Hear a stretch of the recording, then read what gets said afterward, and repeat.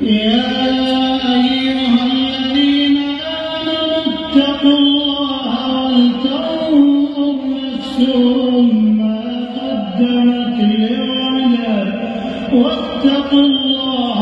إن الله خبير بما تعملون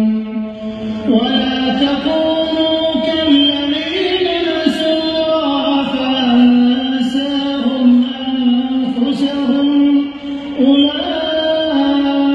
أولئك هم الفاسقون لا يستوي أصحاب النار وأصحاب الجنة